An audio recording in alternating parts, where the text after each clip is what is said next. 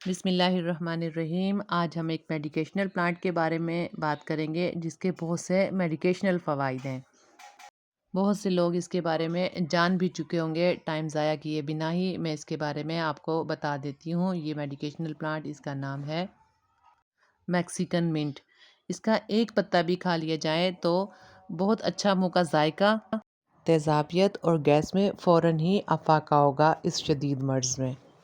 इसके अलावा अगर ये प्लांट आपके घर में ग्रो हो जाए, इजी टू ग्रो है। इसकी प्रोपिगेशन के बारे में मैं आपको बताऊंगी।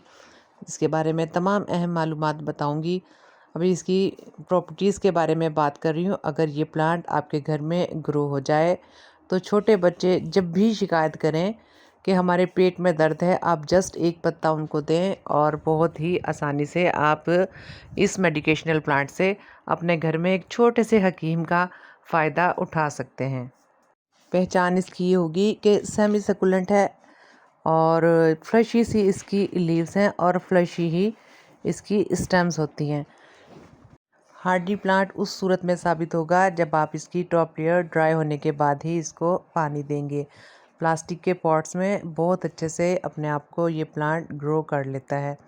इसकी पहचान जो है, प्लास्टिक के पॉट में ये बहुत इतना बेहतरीन कि हल्की हल्की सी रूट्स इसकी होंगी, बहुत गहरी रूट भी नहीं होंगी, रूट बाउंडिंग भी नहीं होती है। बहुत लंबे अरसे तक एक छोटे से पॉट में भी आप इसको अपने गार्डन में जगह दें और ऑर्नामेंटल सा प्लांट है और काफ़ी हद तक ये आपका साथ निभाएगा।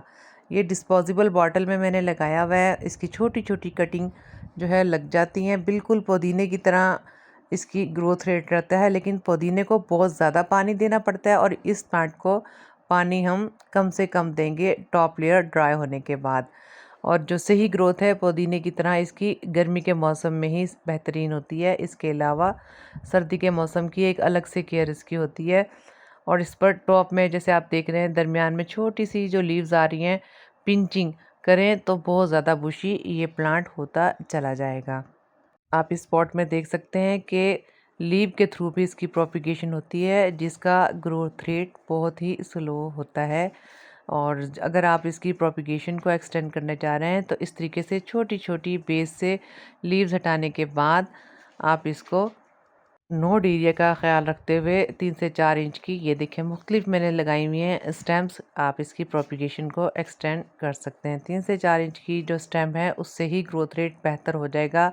लेकिन ग्रोथ रेट के लिए गर्मी का मौसम ही बेहतर रहता है। सर्दी में इसका ग्रोथ रेट तकरीबन ख़त्म हो जाता है, डोरमेंसी में चला जाता है। यहाँ तक कि सर्दी में हम अक्सर इस प्लांट को प्रॉपर केयर देने के बावजूद भी ज़रा सी गलती से या ओवर वाटरिंग से या फिर मुनासिब धूप ना मिलने की वजह से इसको खो सकते हैं।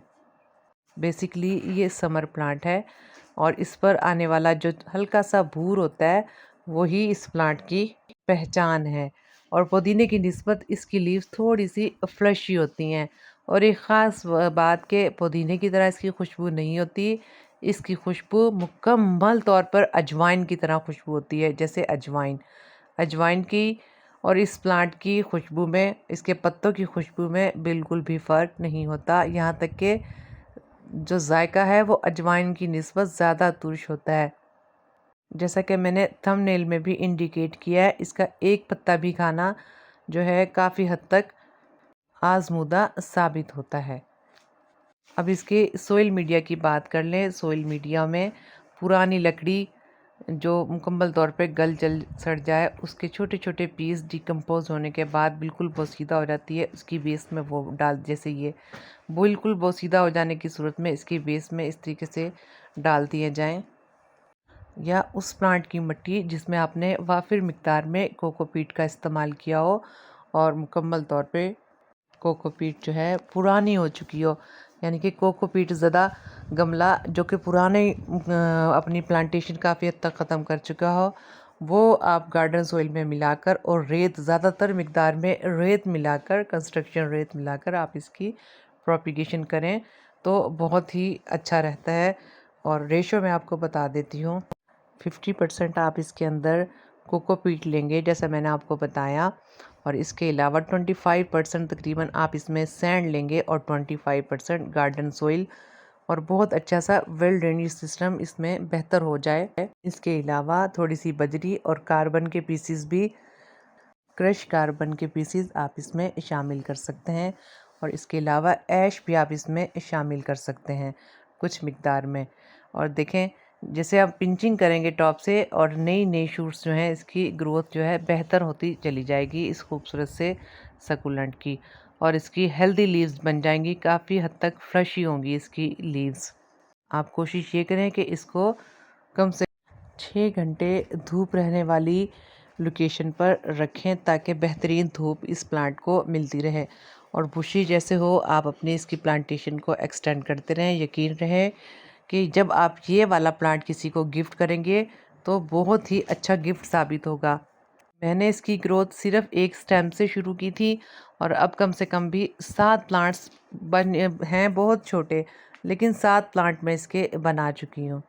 और टिप सिर्फ यही है कि इसी समर में मैं सिर्फ इसकी टॉप से पिंचिंग करती रही हूँ, जिससे ये ज़्यादा से ज़्यादा बुशी मेरा प्लांट होता चला गया। बरसात के मौसम में आप इसको लगातार बारिशों से मुकम्मल तौर पर बचाएंगे, जिसका सबसे आसान हल ये है कि इस प्लांट को धूप भी चाहिए होती है, ओपन एरिया भी चाहिए होता है, और अक्सर जब रात में बारिश हो जाए तो फिर आप कैसे इसको सेफ रखेंगे। इसको आपने ओपन एरिया में ही रखना है, सही लोकेशन पे, 6 घंटे वाली धूप वाली लोकेशन पर ही आपने इस प्लांट को रखना है। बारिश के लगातार सिलसिलों से बचाने के लिए लोकेशन आप चेंज नहीं करेंगे, सिर्फ ख़ास केयर, ख़ास टिप यही होगी कि आप इसके प्लांटर को हॉरिजेंटल वे में रख देंगे। वर्टिकल जैसे नॉर्मल प्लांट रखे हुए होते हैं इस तरह नहीं रखेंगे, हॉरिजेंटल वे में आप इस प्लांटर को रख देंगे, ताकि डायरेक्ट बारिश का पानी ना पड़े। हाँ, अलबत्ता बारिश का पानी फुल ऑफ नाइट्रोजन होता है, ये बहुत पसंद करता है, लेकिन बारिश में मुसलसल भीगते रहने से इसको रूट रॉट हो जाता है, और इसकी लीव्स भी रॉटेड हो जाएंगी। तो इसका बेहतरीन हल है, आप प्लांटर को हॉरिजॉन्टल रखेंगे, और सेव किया हुआ बारिश का पानी आप इसको दे सकते हैं। इसके अलावा काउडर मैन्योर इसको बहुत पसंद है। बेसिकली इसके पत्ते ही हमें ज़रूरत होते हैं, और पत्तों को ज़्यादा से ज़्यादा नाइट्रोजन की ज़रूरत होती है। याद रहे, काउडर मैन्योर अच्छा सा कंपोस्ट हुआ हुआ फ्रेश काउडर मैन्योर आप बिल्कुल भी इस प्लांट को मत दें। बहुत तेज़ी से ये प्लांट आपका बर्न होना शुरू हो जाएगा अगर आप अच्छे से के बगैर ही दें। लीव के थ्रू प्रोपिगेशन के लिए बेस से आप जो लीव को कट करेंगे और सीजर से अवॉइड करेंगे, ठीक है। बेहतर है कि आप इसको तोड़ लें बेस से, और सीजर से कम कोशिश करें कि इसे कट करें अगर आप लीव के थ्रू प्रोपिगेशन लेना चाह रहे हैं। अदरवाइज़ नॉर्मली आप इसका एक आध पत्ता काट सकते हैं अपनी ज़रूरत के हिसाब से, बिल्कुल इस तरीके से खींच कर ना तोड़ें पत्ता, और जितने पत्ते आप इस्तेमाल करना चाहते हैं इसको नॉर्मल पत्तों की तरह, पुदीने की पत्तों की तरह काट लें।